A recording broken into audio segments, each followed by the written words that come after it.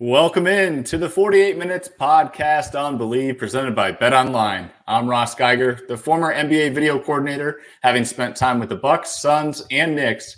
And I'm joined alongside Bruce Bernstein, our four-time Emmy Award winner, who spent more than 3 decades at ESPN producing NBA shows, SportsCenter, and soaking up knowledge from the best hoop analysts in the business.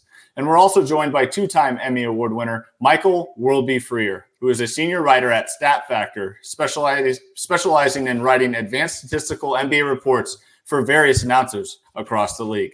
This is episode number 103, the Jaden McDaniels episode, as the Timberwolves' young 23-year-old defensive wing has worn number 3 for each of his first 4 seasons in the league. We'll have more on him later. But before we get into tonight's playoff talk, just a quick reminder. BetOnline is your number one source for all your summer sports this season, from MLB, golf, NBA, and NHL playoff stats. All the latest stats, news, and scores available to follow your favorite teams. Get the latest odds and lines, including the latest team matchups, player props, and odds on just about every sport out there. Head to the website today or use your mobile device to get in on the action. BetOnline, where the game starts. And fellas, for our first half, let's get started out east with the Eastern Conference semifinals. And I mentioned last week, Worldby, a series does not start until the road team wins. And it all started and ended with the Pacers becoming the first team to win a road game in this historic and decisive Game 7 at Madison Square Garden on Sunday afternoon, which eliminated your Knicks. So I'll start with you, Worldby. What was your thoughts on what you saw transpire in Game 7? Well, you always want to, as a Knicks fan, as an East Coast fan, and the way things are today, you always want to, the Knicks had done this, the Knicks didn't do that, all the things that the Knicks did wrong. It really wasn't that case. What are you supposed to do as a Knicks player when a team shoots, 76% in a half? I mean, they only missed 9 shots for an entire half. What are you supposed to do with that? I sent you guys a text at halftime that in Game 5, when they got blown out by 30 at the Garden, they had 31 field goals for the entire game. In that first half on Sunday in Game 7, they had 29 field goals in the first half. I mean, that's just it was ridiculous offense by the Pacers, and the Knicks. It's not an excuse; it's just an explanation. They wore down. They didn't have a whole lot of bodies left, healthy bodies. They really didn't have 5 healthy bodies to put on the court there, considering they tried to start OG and Anunoby, who obviously should not have been on the court, as valiant as he tried, and Josh Hart, who probably shouldn't have been on the court either, given his say. He'd probably be on the injured list or be inactive for about a week or so, given his situation. But, they tried to do the best they could, and the Pacers, their offense was at its best in that game, and they deserve it, and that's why they're moving on. Moving on, indeed. And Bruce, obviously the Worldby brought up the halftime deficit with the Knicks, and of course they did make a little bit of a run there in the third quarter before the wheels completely just fell off.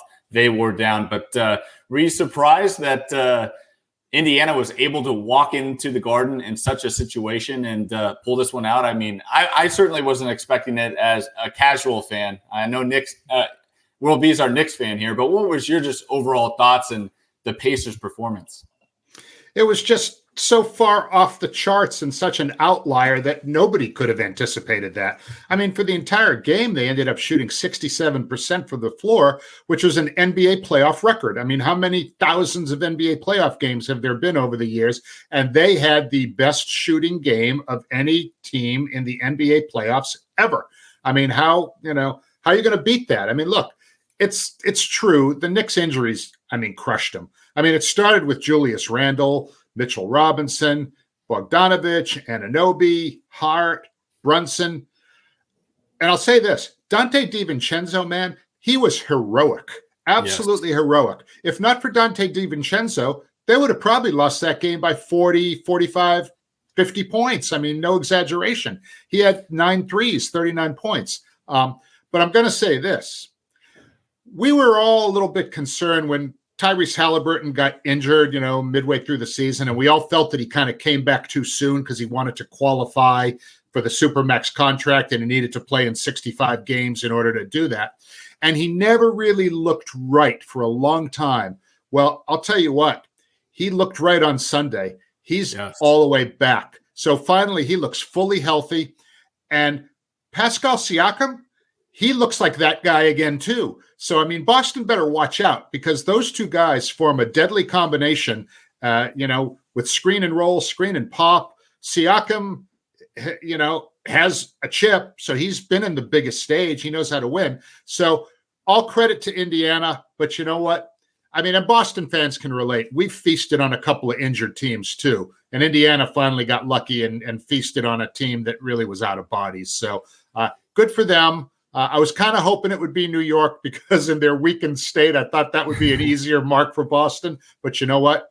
We're going to get Indiana, and it's going to be a really good series. Here's something to think about with just how good Indiana was on Sunday. If you average 1.2 points a possession, that's really exceptionally good. That's what the Pacers and the Celtics did for a season this year, which is the most efficient seasons offensively in NBA history. The Pacers on their first 19 possessions had 39 points. That's over 2 points a possession for 19 possessions. That's unbelievable. It's hard to fathom how good you could do that going on the road in a hostile place where you just got blown out by 30 just a few days earlier, and you come in and do that. I'm not going to say, if the Knicks were healthy, this wouldn't have happened or whatever, but even if the Knicks were healthy, that's really hard to overcome. And how about TJ McConnell? I definitely need to mention him in that Game 7. I mean, throughout the entire series, but it definitely stood out in Game 7. What an X factor he is for that team. Just gritty play on both ends, never allowing the other team to get comfortable, bringing the ball up the floor, looking to steal some inbounds, which he did in that Game 7 in a pivotal spot there. So between the on-the-floor play of the floor general and Haliburton, and then you got TJ McConnell with that second unit. I mean, it's nonstop, fast-paced, good ball movement with those two guys on your team. And boy, I'm looking forward to the Eastern Conference Finals. So let's go ahead and get right into that preview, Bruce. And my first question for you is this. Of course, obviously, Kristaps Porzingis, we haven't really gotten a full update yet whether or not he's going to be, 100% back or even ready to start the series.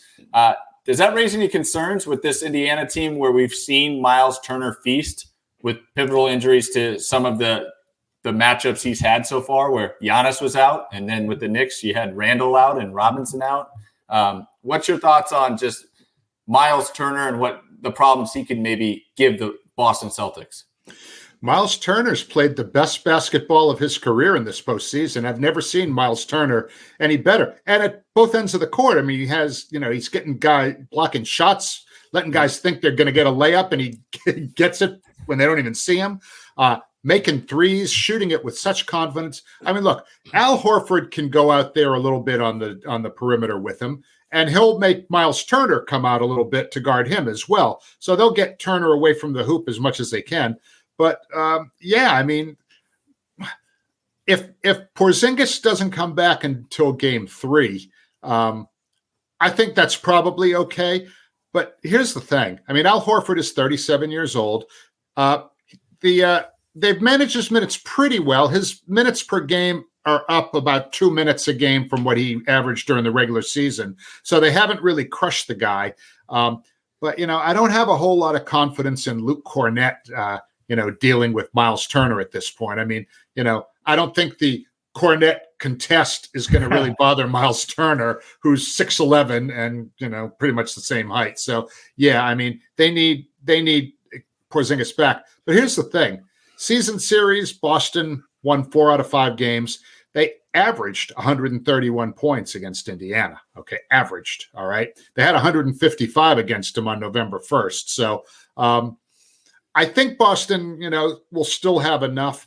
But Indiana's got all kinds of momentum right now. And again, like I thought might happen early in the Cleveland series, Boston has had this lengthy layoff.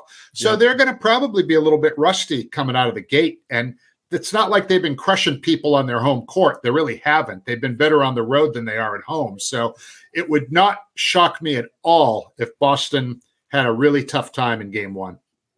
Now, obviously, this should be a fast-paced series between these two teams that like to score the basketball. Should we be taking the overs? I certainly would. To me, this seems like a very high-scoring series. There were high-scoring games, both teams during the regular season meetings. You have the top two teams during the regular season offensive efficiency, 1 and 2. You have the top two teams in offensive efficiency in the playoffs, 1-2. So nothing's really changed. Where Indiana has an advantage, or maybe can use advantage, is their depth. We saw it in the Knicks series. We saw it in Game 7. The starters for Indiana, as great as everything was for them, they were only +6 when all starters were on the court for Indiana in Game 7. In I think 16 and a half minutes or so on the court. So it was the bench that really kicked butt and took names there for them, and was a big part of the reason. And the big thing for me, the question is, can Indiana defend? I mean, during the regular season, the Celtics were the number 2 defense in the NBA, with just behind Minnesota, which had tremendous defense, and Indiana was 24th. And even in this last series, even though they won that series, the Knicks still averaged 119 points per 100 possessions. That's an unbelievable number to lose. That shows you just how great Indiana's offense could be when they had to be.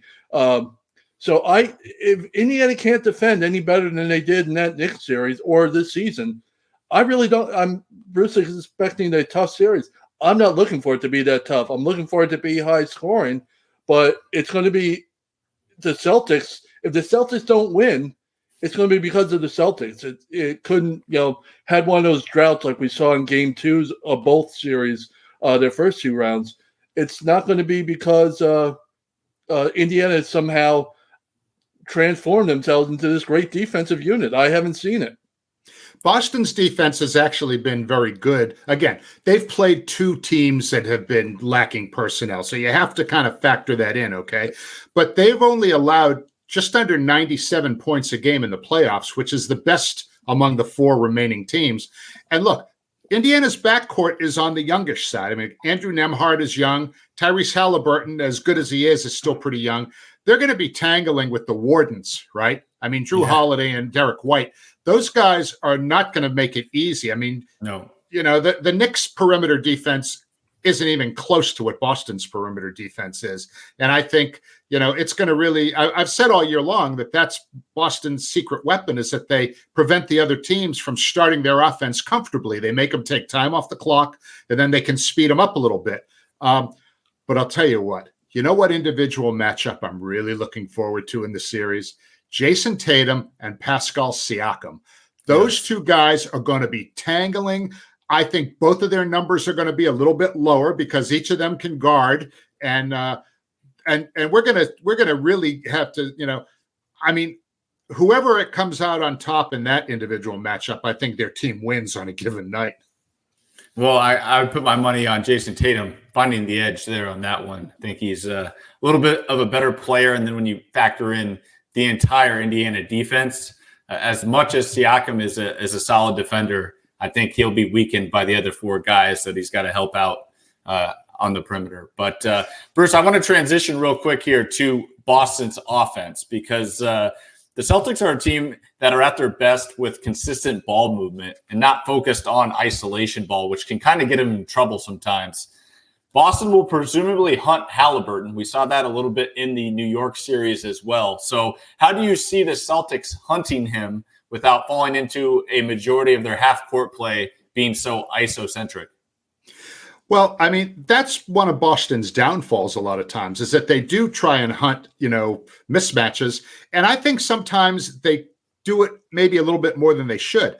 I mean, to me, I don't see anybody on Indiana that can stop Jaylen Brown. I mean, I would expect Jaylen Brown to really be Boston's leading scorer in this series because I don't know who's going to guard him. Like I said, Siakam can check Tatum a little bit.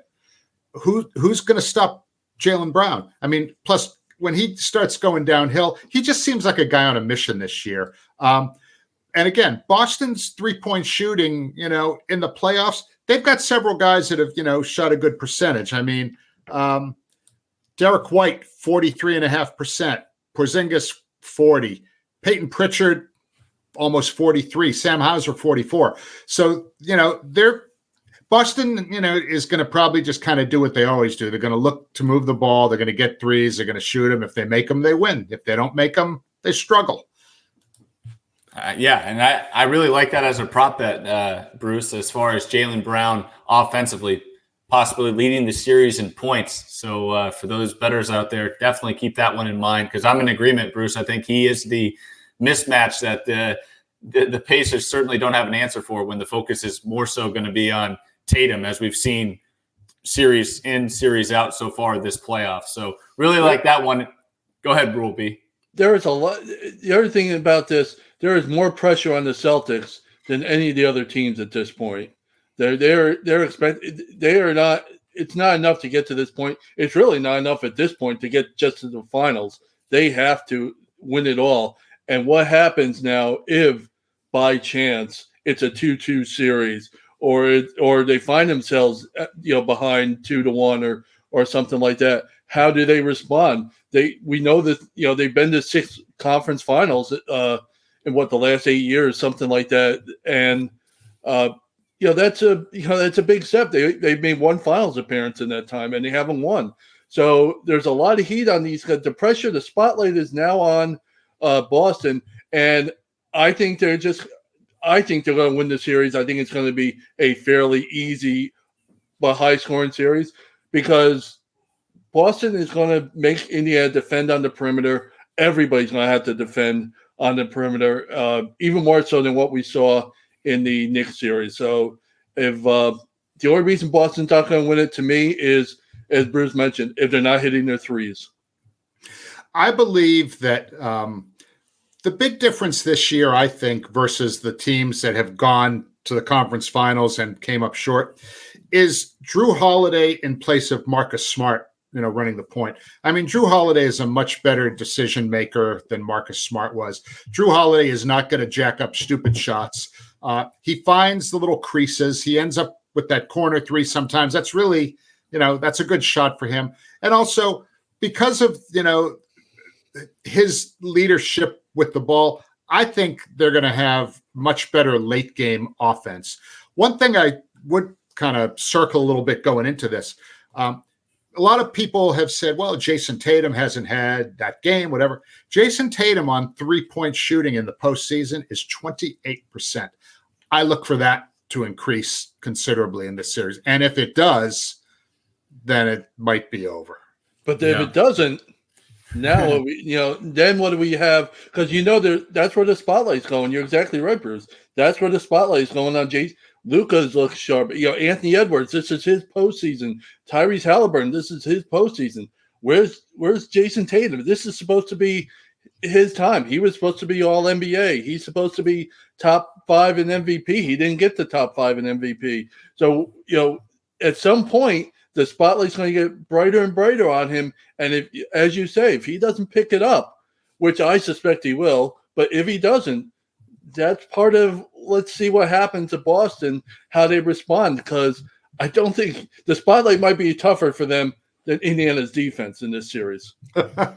Well, the good news is Jayson Tatum's had about a week to get in the gym and kind of find his stride with the shot. So be interesting to see game 1, how he comes out. Now, before we get to our break here, it's prediction time. I'm going to go Celtics in 5. Bruce? I'm going to say Boston in 6, but 7 games is not out of the question. Wow. Okay. Will be? I'm going to say Boston in 5 as well.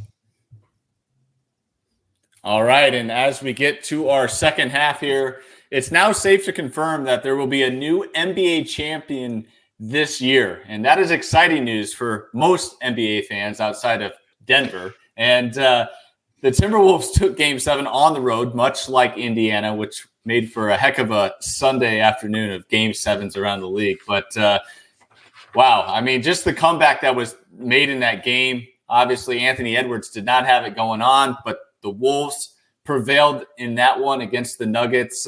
Bruce, I'm going to start with you. Were you just surprised on how Minnesota responded down 20? Well, look, at halftime, they had 38 points. Okay. Yeah. They were down by 15.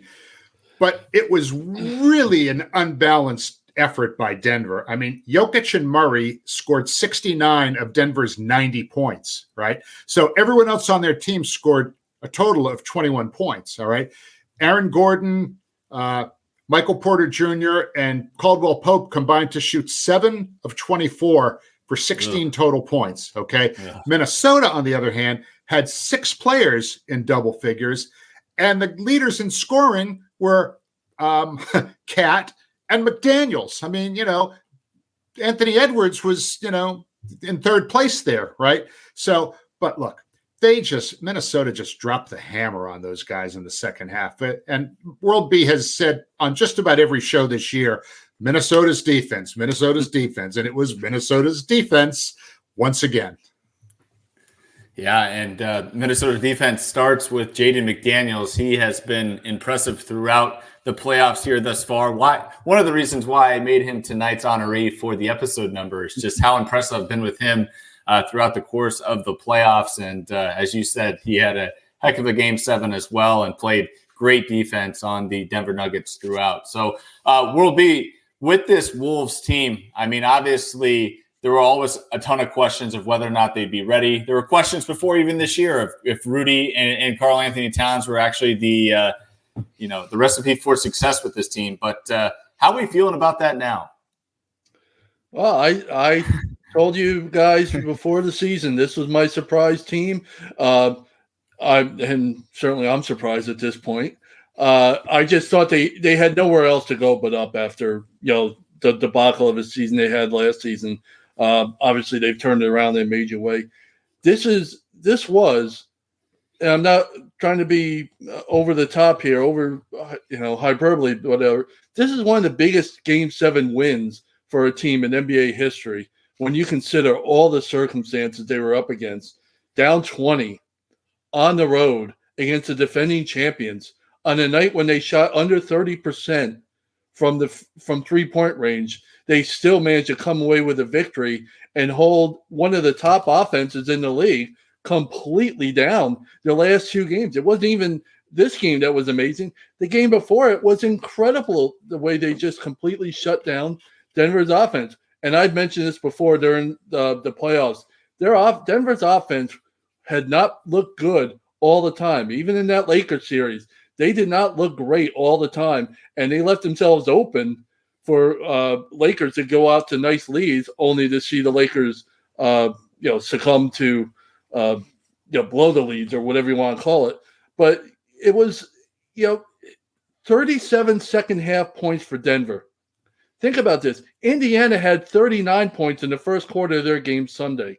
Yeah. And Denver in the second half, when they could have just put the game away, if they just play average, they come away with this win.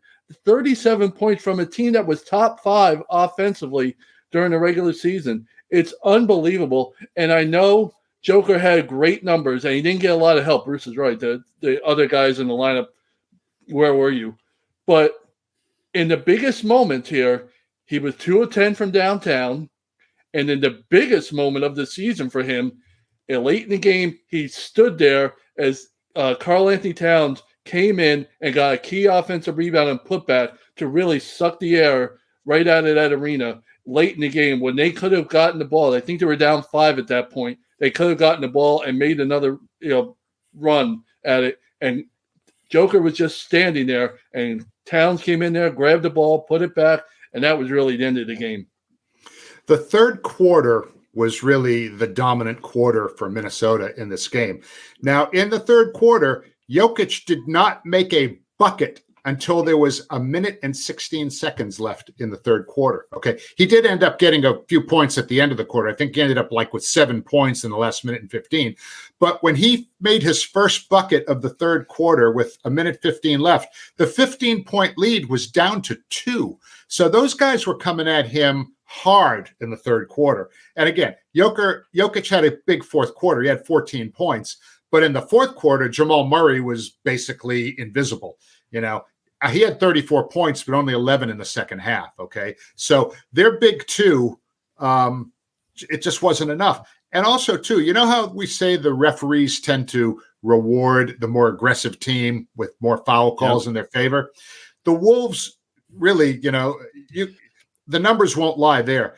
Minnesota was 26 out of 30 from the free throw line. Denver was 14 out of 16. So there was a discrepancy of 12 points from the free throw line and 14 attempts. And the margin of victory in the game was less than the difference in the free throw margin. So really, the aggressive team was rewarded. Something to think about with Denver and their offense. In 27 games after the All-Star break in the regular season, Denver was held under 110 points per 100 possessions 5 times in 27 games. In this playoffs, that happened 6 times in 12 games. They were off in this postseason run, and I kept telling you guys, I'm waiting. If they don't pick it up, so something's not right with this team offensively, and they paid the ultimate price when it counted the most.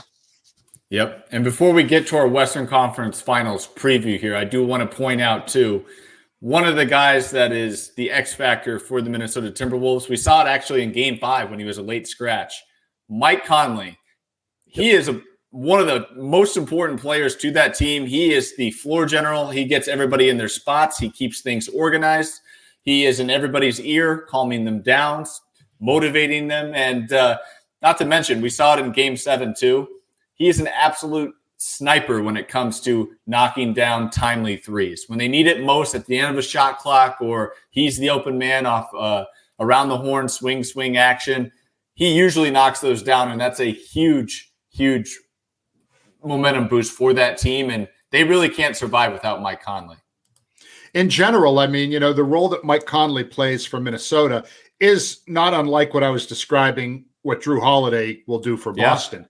Veteran, calm. I mean, Jrue doesn't get a bunch of points at this point. But again, when the shot clock's running down, when he has to let one go, especially if it's from the corner, he's pretty good like that, Neither one of them makes any real mistakes with the ball. Not at all. 2 savvy veterans there. Now, let's go ahead and discuss the Western Conference Finals now. Of course, we've got the Dallas Mavericks and the Minnesota Timberwolves. Bruce, I'll start with you. I mean, is Luka and Kyrie's magic with Dallas going to be enough to overtake that Timberwolves defense? Well, I mean, look, in the playoffs, Luka has really struggled from downtown. I mean, he's only shooting like 30% on threes. So I would expect that Minnesota is going to try and push him as far away from the basket as possible and make him shoot, outside shots. Now, Luka, is such a great rebounder. He's probably going to, get plenty of touches in the paint as well. But, 30% on threes, 51% on twos. So he was much more efficient against OKC, even though he scored less than he did against the Clippers. But again, because he gets so many rebounds, he's their leading rebounder. I mean, 9.7 a game in the playoffs, their top rebounder. So, I mean, Luka is going to do Luka things. But, I mean, it's Kyrie who's going to have to be especially good against those guys. And again, he was garbage against OKC. He was amazing against the Clippers. So we'll see which Kyrie is going to show up in this series. Yeah, and you mentioned Luka being the leading rebounder for that Dallas Mavericks team. So my question to you is, if you're a Mavericks fan, do you have any concerns about their front court compared to what Minnesota can offer as far as Gobert, Towns, Naz Reid? I mean, there could be an advantage down there as far as physicality is concerned against Dallas. Well, on my little sheet here, on my notes thing, my first thing talking about Dallas is, can Dallas rebound like it did versus OKC? That's a big key for them. They had a tremendous advantage against the Thunder rebounding-wise, which isn't a big surprise because Oklahoma City is they're a bad rebounding team. They were all year. And now you're going up against a much different animal in Minnesota. They had much more success in that series with the Thunder when Lively was on the court than Gafford. In the first round series, it was Gafford where they had a big advantage with and not Lively. It flip-flopped in a major way in this series. So that's going to be a big key. Which big guy there, they're both going to have to be effective on the court because, you just can't have them. You can't win if neither one is doing well, I don't think. It's really, this series, the regular season series, Kyrie and Luka only played together in one of the 4 games, and all the games were played before Dallas picked up PJ Washington, our hero on playback there, and Daniel Gafford came to the team. So it's really hard to gauge what happened in those regular season meetings at least from Dallas's perspective, since it's a much different team right now. Yeah, I was just going to say, I mean, Lively is a rookie. He's been playing really, really well. Daniel Gafford is playing the first real meaningful games of his career at this point. And I just think that the 3 Minnesota bigs that you mentioned before, Cat, Gobert, and Naz, I think they're just going to be too much for Lively and Gafford to handle. And, look, those guys, after dealing with Joker for 7 games, it's going to look like a chicken dinner for them going up against Lively and Gafford. And also, you mentioned PJ Washington. He has truly been the X factor for Dallas. I mean, all things considered, he put them at a level where they could make the Western Conference Finals. During the regular season, after they picked him up, the team was 21-9. They're 8-4 in the playoffs with him. So they're 29-13 since PJ Washington's been there. That's pretty good out west, especially. No doubt about it. And I mean, I wasn't really joking when I said that was the PJ Washington series, and it ended quite appropriately too, with PJ Washington knocking down some clutch free throws to give Dallas the edge in that closeout game. So kudos to him. He has been a huge factor since coming over from Charlotte. Now, with this series, I mean, let's get to our predictions here. I'm going to go ahead and take the Timberwolves in 6 games. I think, of course, the defense that they offer is certainly going to frustrate the heck out of Luka and Kyrie out on the perimeter. And then I certainly have my questions with whether or not the Dallas is going to be able to grab enough rebounds. So I've got Minnie in 6. Will be. I think Minnesota will win in 7 games. I think this series is going to go the distance. I just don't. Minnesota is a great defensive team. I just don't know if they can put up enough points to just dominate this series. I think Luka and Kyrie really played well in the first round series. The Mavericks were plus 17, had a net of 17 points per 100 possessions better when they were on the court in the first round. In the second round series or conference semifinals, that number went down to just 5.2 points per 100 better when they were on the court together. So I expect one of those two, if not both, to really score enough to keep this a fun series and to stretch it to 7. I think Minnesota is going to prevail. Bruce? And we have the top 2 remaining scorers in the playoffs playing in this series. We've got Anthony Edwards averaging just under 29. We've got Luka averaging 27.3. So I'm looking forward to some mano a mano shootouts between these two. I think both will have big series. I am going with Minnesota in 6 because overall, I mean, look, they held Denver under 100 points in all 4 of their victories in the previous series. Denver only averaged 84.8 points per game in the games that they lost. And I think Denver is at least as good of an offensive team as Dallas, So I expect it to go 6, but I totally expect Minnesota to win. Yep. And $1 million question here, Bruce. With OKC now eliminated, does that mean the SGA and Chet commercial that you hate, does that also get eliminated from the TV airwaves? God, I hope so. By the way, it was unspeakably horrible. They should both be embarrassed. One quick thing to watch in this series, which we saw in Game 7 for Minnesota. In the first half in the playoffs, they're getting outscored by a point per 100 possessions. In the second half of the playoffs, they're outscoring opponents by over 18 points per 100 possessions. They're absolutely dominating in the second half. So if we're watching the game and we're seeing Dallas up by 5 or 10 at the half, don't just turn off the TV set, because expect a rally by Minnesota at some point in that game, in whatever game you're watching. And before we close out the show, let's get to our one-liners. Bruce, I'll let you start us off. My one-liner is going to be about my favorite NBA podcast, which is this one, 48 Minutes. We're going to be doing 2 additional 48 Minutes shows this week, to Monday night as we're recording, which will drop shortly after midnight, early Tuesday morning in the East. We're going to do one after game 1 of Pacers Celtics late Tuesday night. And again, that one should drop shortly after midnight Eastern. We'll have instant reaction analysis to what happened in game 1. And then on Wednesday night, we're going to do the same with game 1 of the Mavericks and the Timberwolves. So those of you who like this show, first of all, we thank you for your support. And we're going to bring it this week and give you a couple more shows. We hope that you'll all enjoy them and listen. And you can always hit us up on social media if there's anything you want us to address. You know how to find us. So please, don't be shy. If you throw something out there and say, hey, what about this? We promise we'll hit it with you. Yeah, lots of excitement on the way. World B? Yes, as much as I was rooting for the Knicks and wanted to see them advance, it really was something watching, and I'm not trying to pile on too much, but ESPN's production of Game 7 really, it bordered on the embarrassing after a while, from start to finish.